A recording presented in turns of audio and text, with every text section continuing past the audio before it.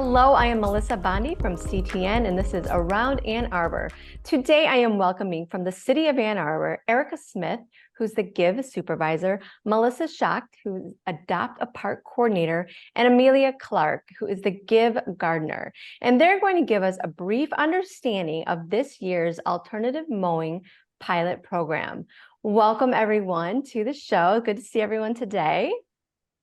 Hi, Melissa. Thank you for having us. Of course. So this is some important information, very exciting pilot program that's starting with the parks this year. So I want to talk about it. So basically, Erica, let's begin with you. Tell us about this program and exactly what it is. Sure. Well, I think maybe some of the viewers have heard of No Mow May.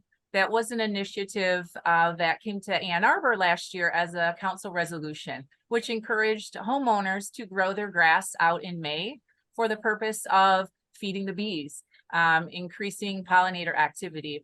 So that was an initiative that rolled out about this time last year. And at the time, the city and parks was not able to sort of follow along with No Mow May. Just we're a little different beast, being a big park system. And what we did do was survey the community and find out what the expectations people had for parkland, which is different than resident grass. So we did a survey and got a lot of great input and took that back to our team, both at Give and within the park system, and started developing ideas for ways for us to expand and participate in the No Mow initiative. Okay. So that's kind of a brief overview. So the Office of Sustainability and Innovation, working with the Environmental Commission, is the group that put forward the No Mow May last year, which this year has a little different name, but it's the same sort of concept to let your yard lawn grow longer, to let those weeds flourish and feed pollinators. Ah, I see. Okay. So let me ask then, Melissa, I can ask you about the survey and what was some of the feedbacks? I remember last year when we had gotten those, we made a promo for it and we are like, what is No Mow May? Very interesting, clever, interesting. What was some of the feedback that was given? We did get a variety of different community feedback. In the parks, we do, with our Adopt a Park program, we have some relationships with park neighbors, park adopters, and different volunteers who support the initiative and who are interested in seeing some participation in their local park in the No Mow May initiative and evaluating how we mow the parks. And so we got some feedback in that way, and to help us identify, they helped us identify some locations in parks that might be good candidates for a similar initiative and where we might see some benefits with pollinators. And I will add to that and just say that, one of the interesting things for us as the employees of the city is we know that there's a lot of complaints when the grass is not mowed enough. So we were really interested in getting a good understanding of all of the different opinions that people have, and then trying to find a way to both, take the heart of the initiative, right, and focus on that and what things can we do as a park department that will foster pollinator activity without impacting the way people are using parkland. So the initiative of No Mow May is primarily meant for residents. When you're talking about a park system, there's a lot of different ways people use the parks, and not everybody feels the same as everybody else about some of these types of things. So that's the challenge for the city, is trying to both support the initiative and deal with just the variety of expectations that people do have when you're talking about public spaces.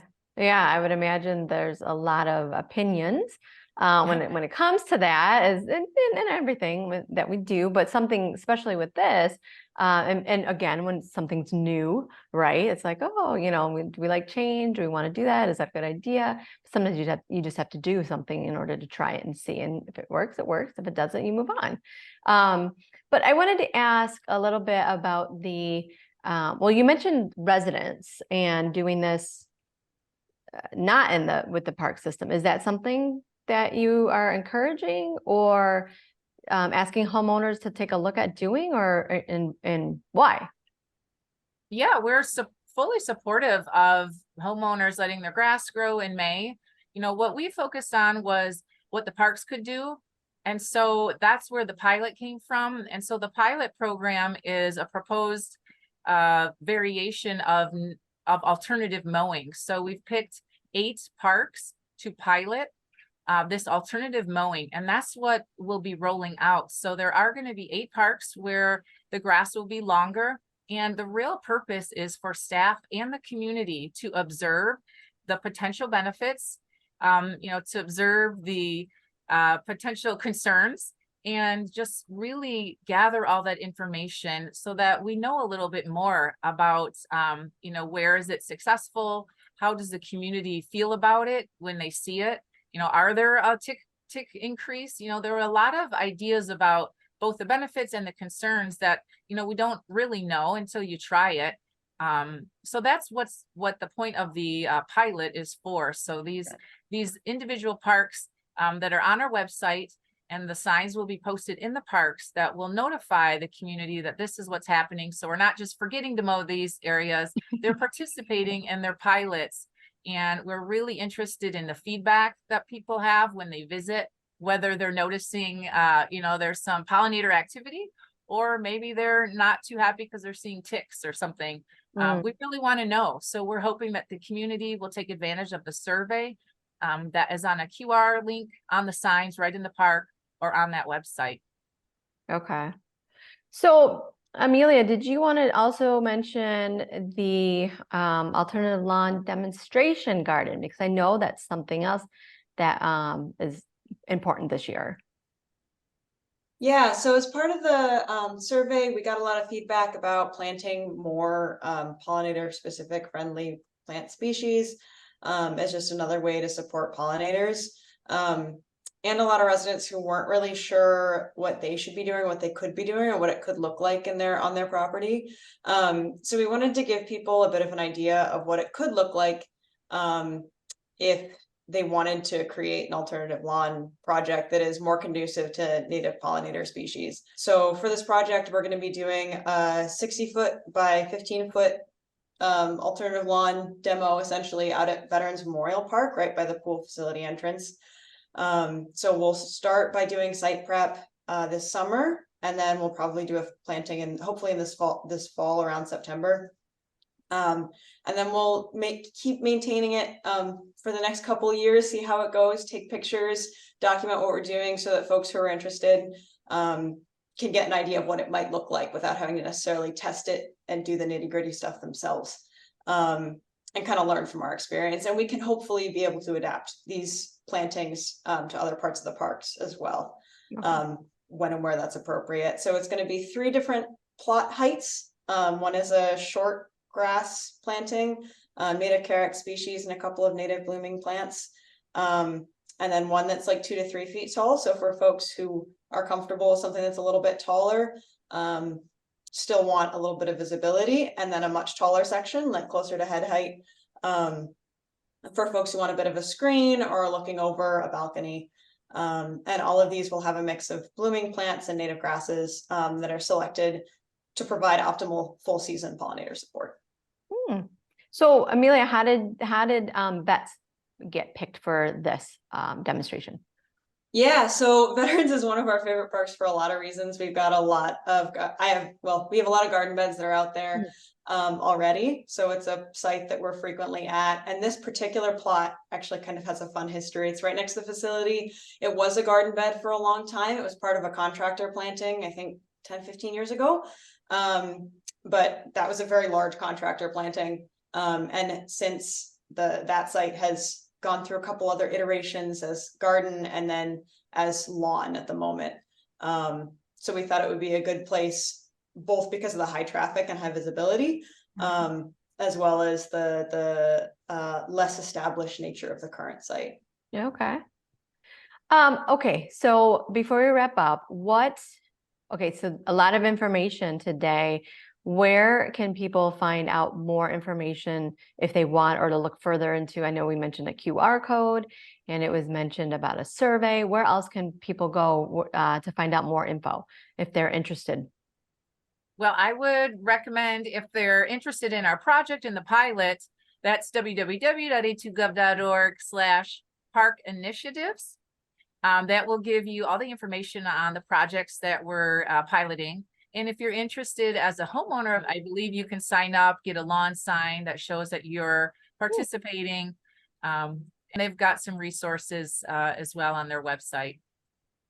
Okay, so Right. Erica, I was gonna say, when you mentioned that people are participating, they can get a sign, meaning they're not mowing, or they're limiting their mowing for their lawn for the month, and this is, and because I'm participating in this program, just so you know, basically, is that what it's stating? Yeah, I mean, I think so. It's saying that, you know, this isn't just we're not taking care of our grass or something. It's an active choice that residents can make if you want to explore it for yourself, and notify others. Then my question would be, how do you determine if this pilot program that's taking place is successful? What's like the main factor there that determines that? Well, I think we're looking to engage the community and, you know, successfully demonstrate that we can allow some of our grass to grow longer, to sort of evaluate what we're seeing, how the response is, and find out more about the benefits, right? I mean, people are interested. How does this really help? So I think we really are interested to sort of gather all of that data. To me, that's what will make it successful, is at the end of it, we have photos, we have assessments, and we have feedback that's going to help us determine for next year how we continue to expand no-mow areas, or you know, reevaluate the different options we have to support you know, initiatives like this. And one thing I wanted to say too is a lot of people, what we learned from the survey, one thing we learned is that some people don't always understand that most of our parkland is natural areas. I think about 75% is already not being mowed. So, you know, the park staff are very proactive in protecting green spaces. So I think, you know, just letting the community know that we're, you know, we also are wanting to participate and show support for these initiatives is one way that this would be successful. If anybody else wants to jump in about your garden, Amelia. Yeah, I mean, like with any garden, success is usually in the eye of the beholder. Hopefully it'll be beautiful. Hopefully it'll all the plant species that we select will be happy. But regardless, we'll get a good trial of what will work in this site. Hopefully, well, regardless, we'll have some takeaways to bring back to residents as far as what strategies work, what plants work, what ones don't, and it's going to be a continuing evolution. Like all gardens are, you get dead spots and you put something new in, and eventually you find out who's happy. Yeah, that makes sense. Okay, well, thank you all today. I wish you the best of luck with this program and the demonstration and veterans. And yeah, I think you guys, looks like you're going to have a very successful summer. Let's And hope. if- Well, thanks for chatting with us. And yeah, if anybody's interested, check out our website or look up No Mow May Ann Arbor 2.0. To find out more, visit the Park Sustainability Initiative's webpage at a2gov.org/parks initiative, or on social media on their Facebook and their Twitter.